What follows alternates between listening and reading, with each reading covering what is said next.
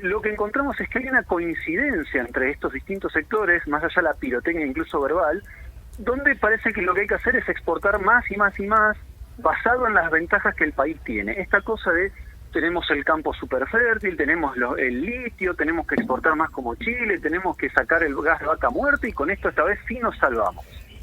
Esa es la idea que criticamos.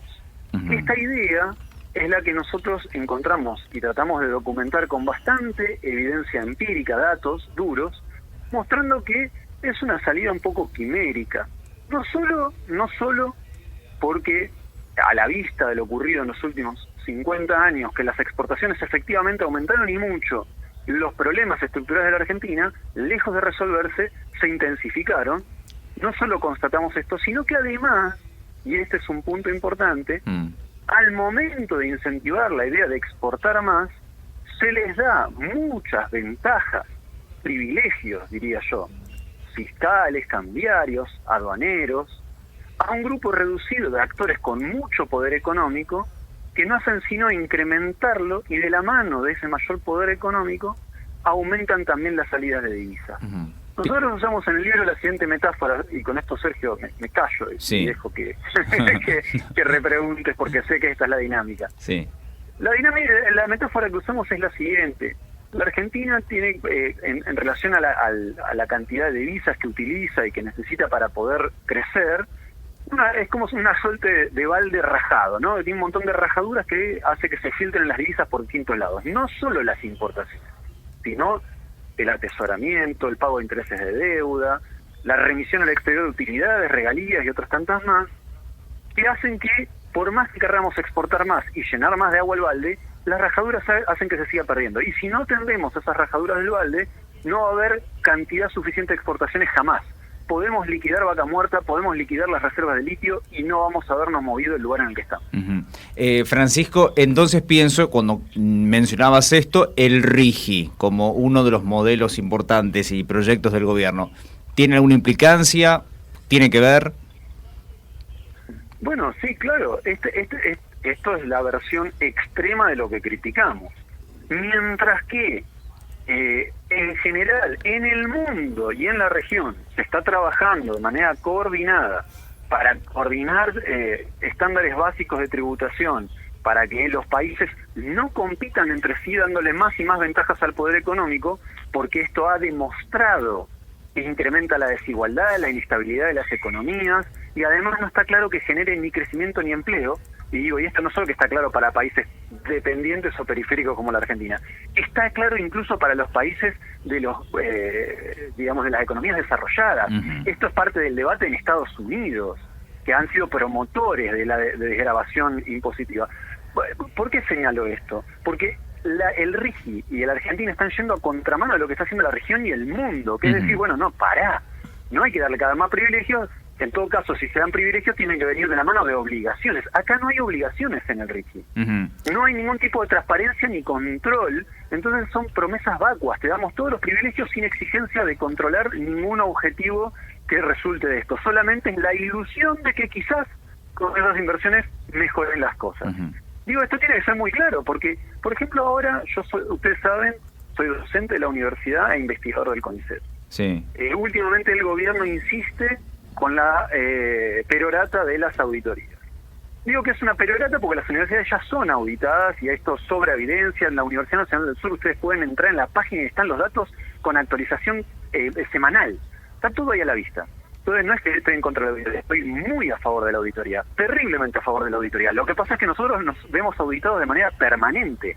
Ahora, por ejemplo, para algo que genera un costo fiscal gigantesco, como es el RIGI, no hay ningún tipo de auditoría ni participación ciudadana en la definición de prioridades ni en los objetivos que resulten. Se invirtió más, efectivamente esto generó empleo, generó desarrollo tecnológico, generó más exportaciones. Nada de esto se sabe. Nada de esto se sabe. Francisco, y en función de esto que estás mencionando y esas rajaduras del balde, ¿cuáles serían algunas alternativas para ir taponando? Perdón, tenía una consulta contable acá de mi hijo al costadito. Está bien. Ya está resuelta, una consulta algebraica, no contable.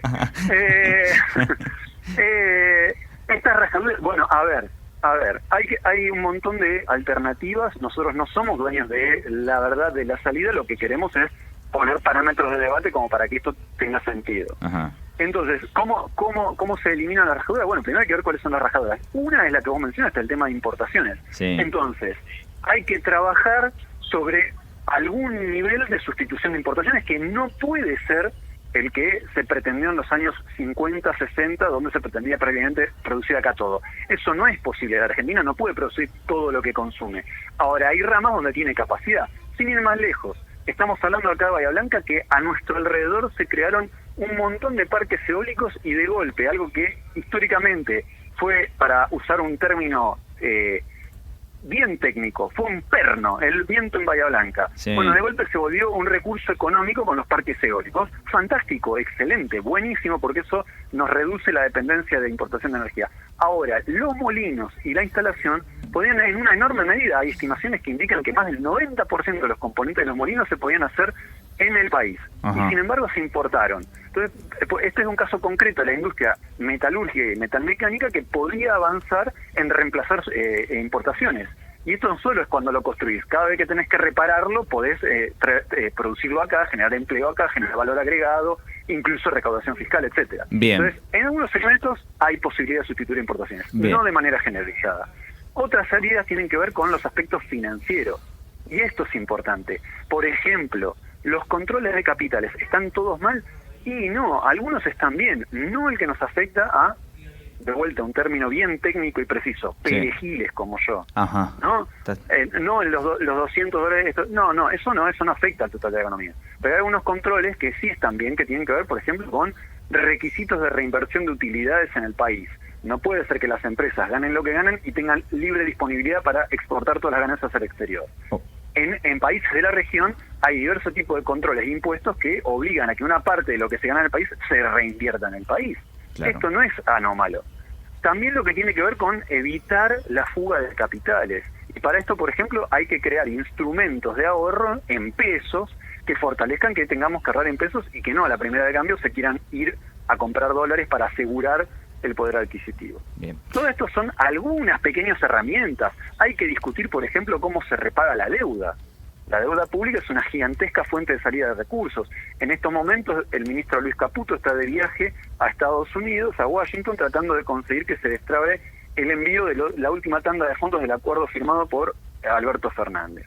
Bueno, estos fondos de la deuda van a ir a pagar, básicamente a pagar deuda, como se viene haciendo del 2022 a esta parte, y la pregunta es, pero ¿no se podría utilizar la deuda para otra cosa? ¿Toda la deuda que se contrajo es legal? ¿Toda la deuda que se contrajo que sea legal?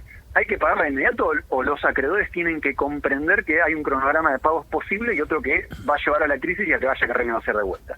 Bueno, en fin, hay muchas vías para pensar alternativas que no impliquen sumir al país en la recesión y pensar que impulsando las exportaciones de 3 sectores con baja creación de mano de obra, esta vez sí nos vamos a salvar. Bien. Francisco, la última es de Rodrigo. Te había dicho, vamos a hacerlo corto, que tenés otras tareas, y la última es de Rodrigo. ¿Cómo estás, Francisco? Buenas tardes. Hola, Rodrigo. Se estima que en un mes se cierra este pacto del Mercosur con la Unión Europea, la Unión Industrial, bueno, ahí le marcó un poco la cancha, ¿no?, a Milei pidiéndole un terreno equilibrado.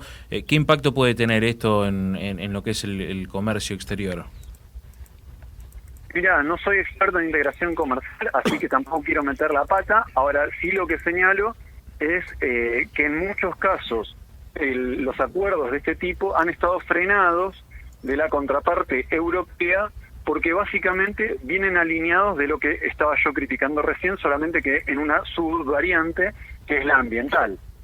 Si el intercambio va a generar más deforestación, ¿sí?, porque se ponen a producir tierras para exportar, va a venir de la mano de el impulso a la producción basada en transgénicos, va a venir de la mano de la creación de empleo precario o con riesgo de trabajo esclavo. Del lado europeo van a decir, no estamos de acuerdo con esto, y no solo por estándares éticos, que pongámosle que son discutibles, sino porque les destruye empleos allá. Entonces esto ha tenido muchas trabas. En el caso argentino, en general lo que se ve es que un acuerdo de este tipo, tal como vino negociado, implicaría mayor desindustrialización para la Argentina. Y esto tiene que ver con cosas muy técnicas que no son correctas de explicar, pero que básicamente es qué se considera algo producido en Europa y qué se considera algo producido en la Argentina. En algún momento de las negociaciones de este tratado, inclusive desde el lado europeo, pretendían que se trate a las empresas europeas como si fueran empresas nacionales. Entonces imagínate que salís a contratar, a licitar una obra y se te presenta una empresa de Italia y te desbanca la empresa local, pero eso implica que más allá de algún ahorro que puedas tener en la contratación, una pérdida de fuentes de empleo, valor agregado y recaudación. Claro. Entonces el efecto neto es discutible.